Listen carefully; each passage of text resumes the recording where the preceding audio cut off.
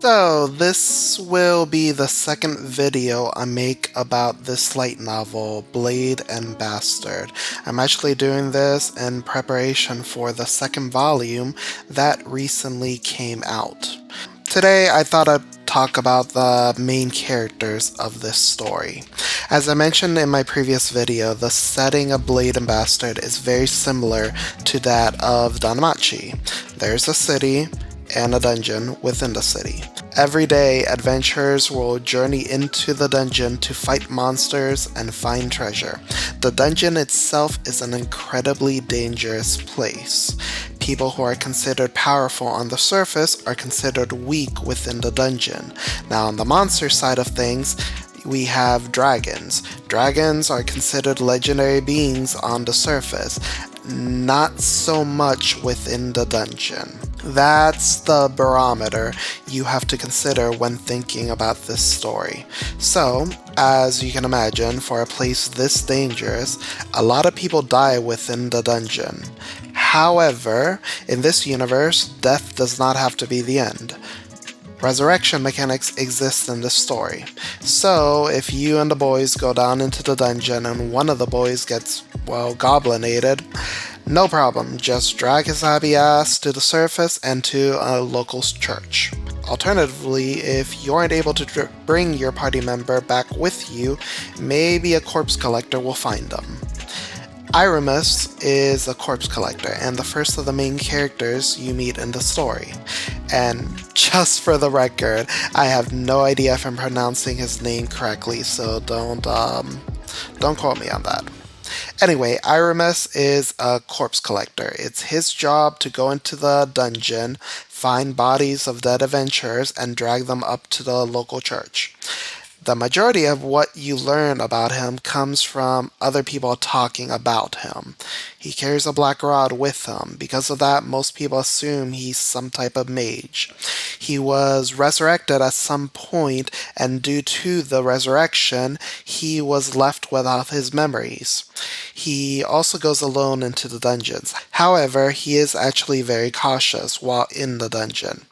Not the, oh, I'm about to fight a bad guy, so I better grind another 20 levels type of cautious. More like, I better sneak through the dungeon to avoid monsters and not accidentally trigger traps type of cautious. Now, Iramis doesn't actually have the capabilities to sense or disarm traps like a thief would, and these traps have the ability to one-shot most adventurers.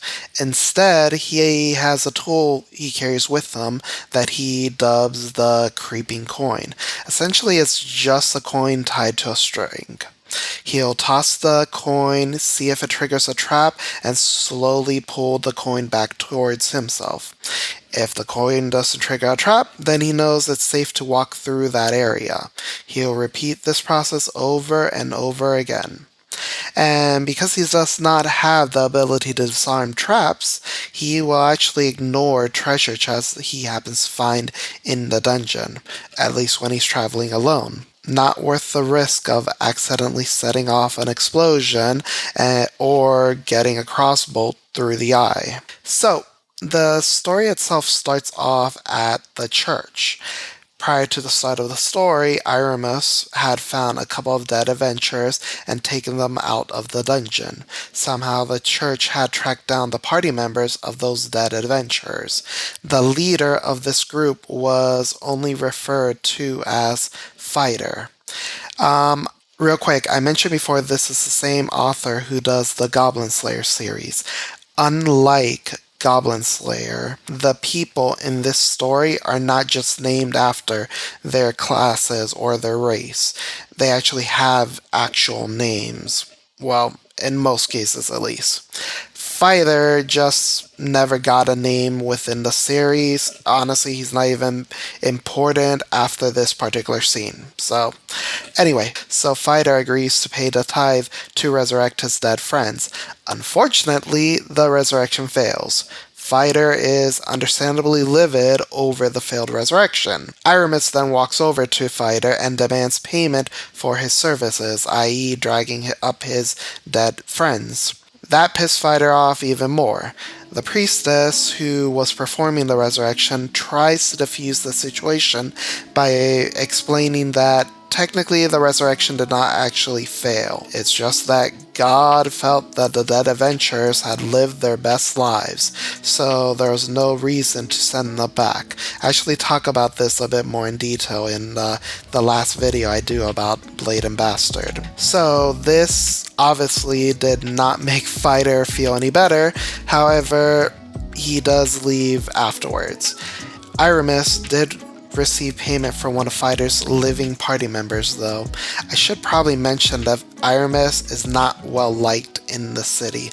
Obviously, he provides a valuable service to the adventurers, but because of what he does, people just kind of see him as a vulture. You see, if Aramis does not receive payment, the next time he happens to find your corpse in the dungeon, he won't drag you up to the surface. There's obviously no point in him doing so if he's not going to get paid.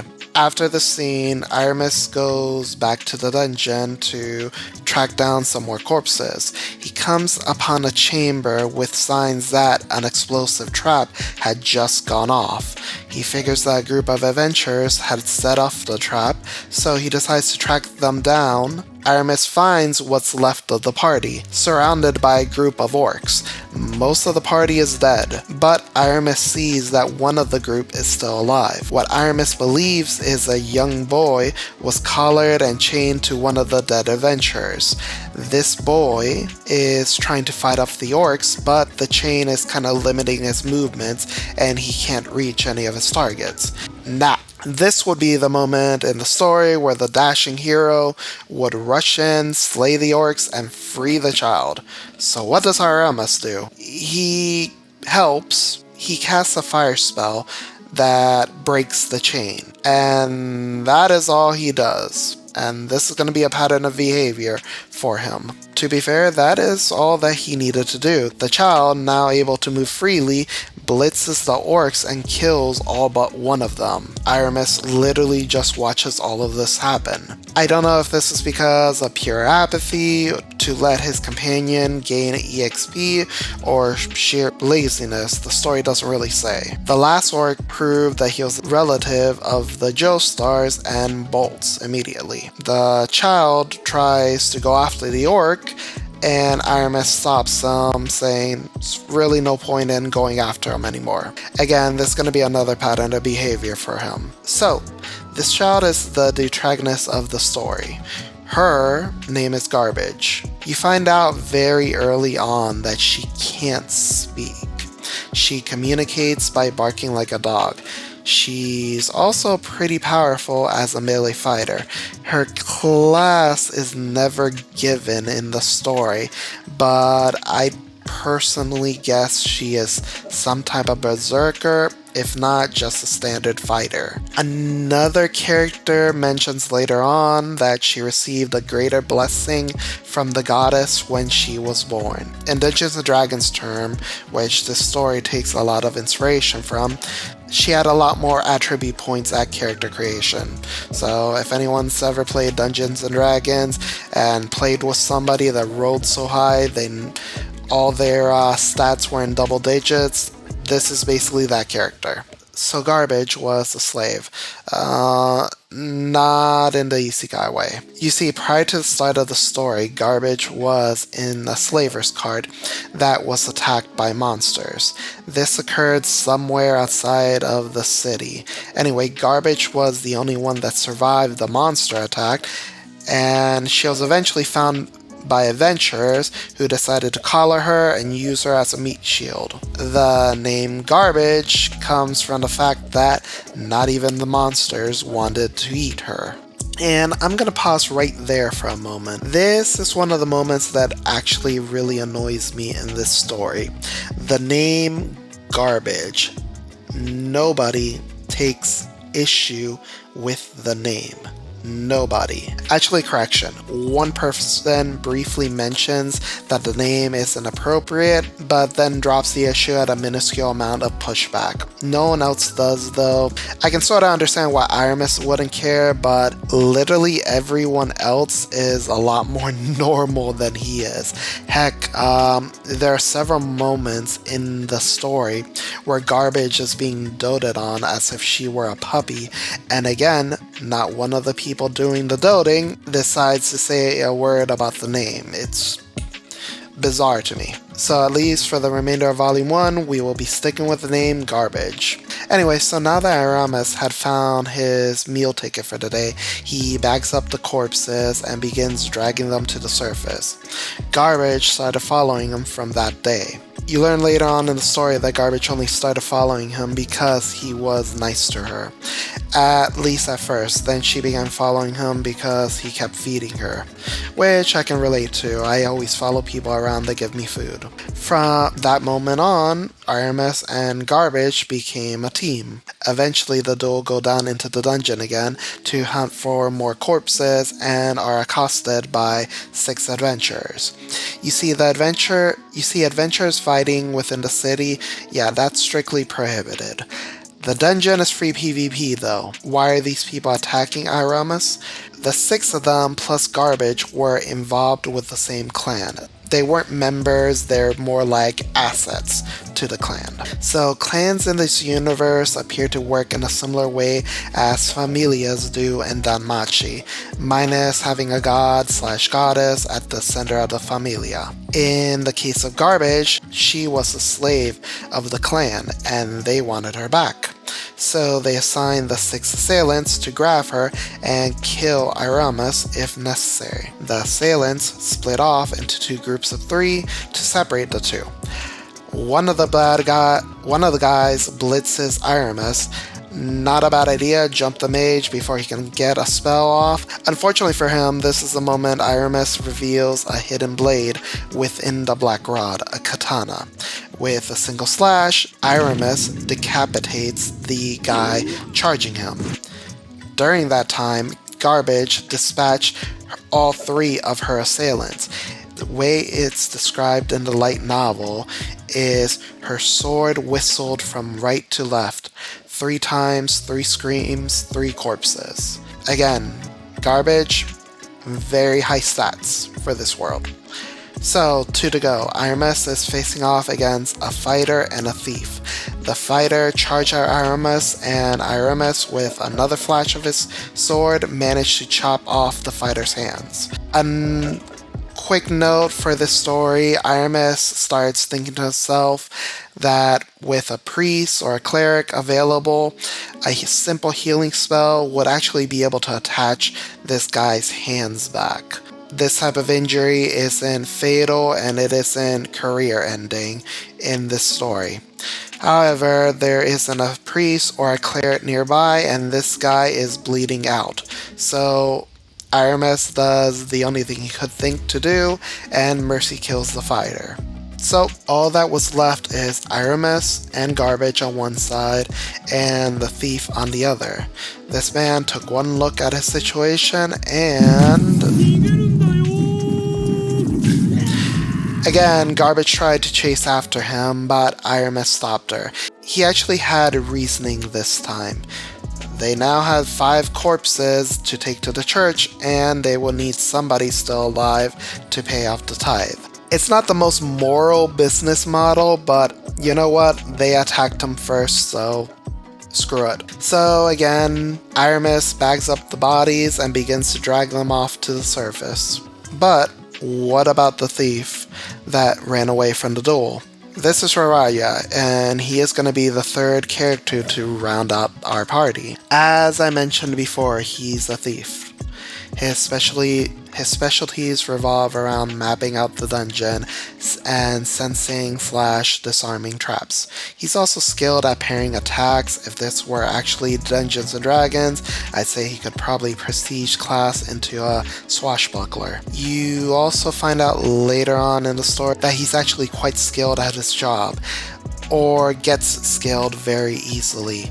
It's just that the equipment that he uses while working with the clan is trash and holds him back from being competent.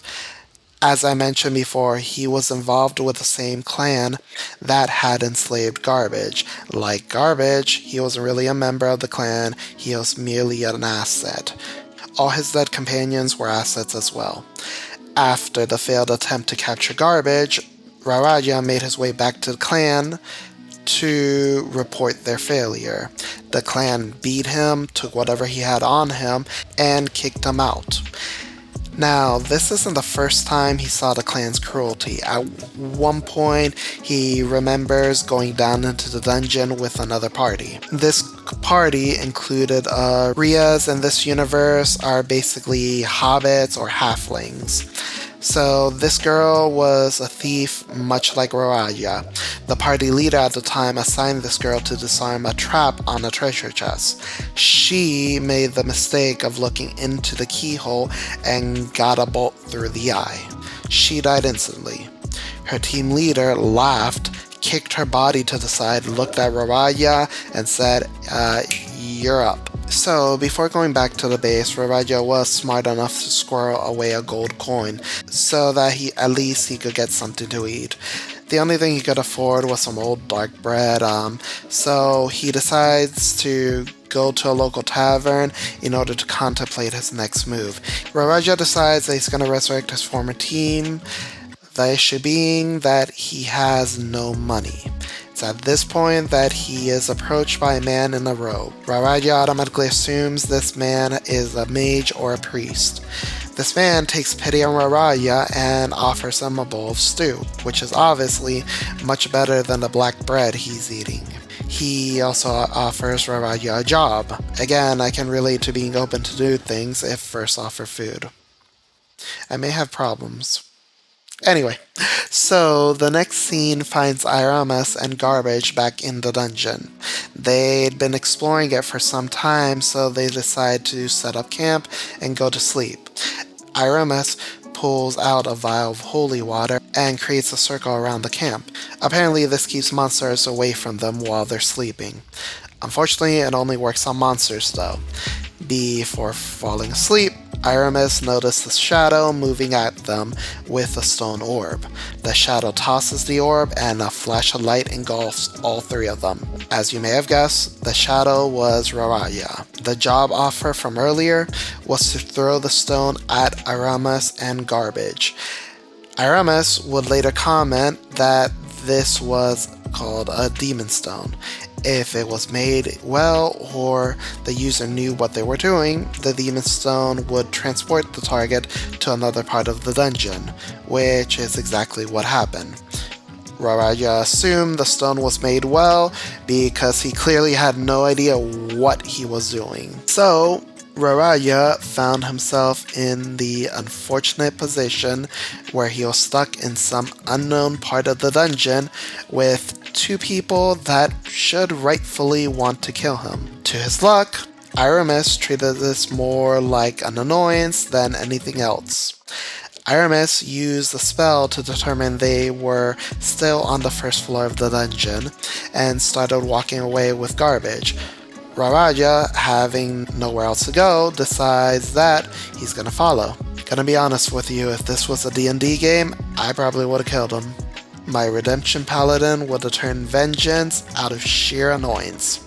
Anyway, Raraja wasn't sure why Iramis let him live. At first, he figured Iramis was plotting something.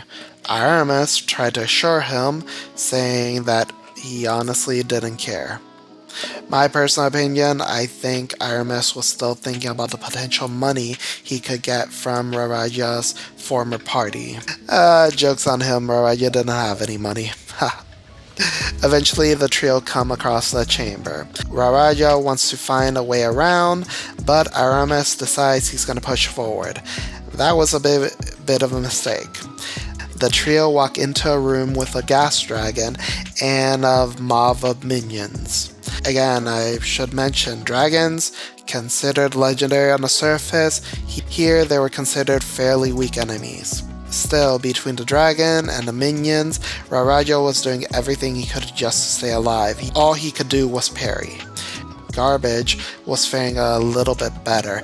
At one point, she managed to blitz the dragon and slash it across the head. Now, if she had a better weapon, she might have actually finished it off right then and there.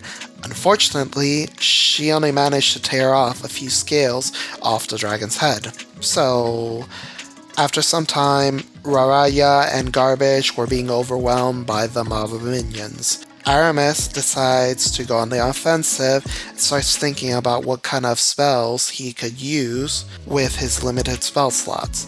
The dragon begins charging up a breath attack, one that Aramis recognizes will kill him if it lands. So he throws Caution to Wind, begins a quick incantation, and punches the dragon straight on the head. There's a flash of lightning, and the dragon's whole body turns to ash, and it slumps over. Rauraya is just left gaping. So this was a 4th level spell. Its name is Sauzlik. I don't know whether I'm pronouncing that correctly. It stands for the Fist of God. It's considered the stuff of myth and legends on the surface, but again, in the dungeon, it's just a middle tier spell. I'm assuming that the lightning from the spell may have ignited the gas from the dragon's breath, and that's a reason that Aramis basically managed to one-shot him, but it's not clarified within the story itself. Anyway, with the dragon dead, the party noticed a chest in the room. Aramis encouraged Rauraya to open it. Rauraya was afraid that he'd screw up, set off a trap, and kill them all. Aramis tried to encourage him by saying, you know, I'll probably survive it even if you don't. Yeah, that did not make him feel better at all, not one bit. So, still, he decided to try disarming the trap, and he actually managed to do it. Aramis complimented him, saying that Rauraya clearly knew what he was doing. Rauraya appreciated the encouragement Aramis gave him. He looked at Aramis and Garbage and thought about what they went through on that day, and he wondered if that was what it was like to be in an actual party. I personally wouldn't know. When I play D&D, our party isn't built on friendship and love. No, our party is built on mutually assured destruction. Yeah, my friends and I are a bit dysfunctional. So this event is what cemented this party for the rest of the light novel. And I'm actually going to end it right here. As I mentioned before, Volume 2 recently came out as of the publishing of this video. So if anything I've stated in this video interests you, please don't hesitate to pick up this light novel. I'm personally enjoying it. I'm gonna check out the next volume as soon as possible. Anyway, thank you for joining me today. Peace.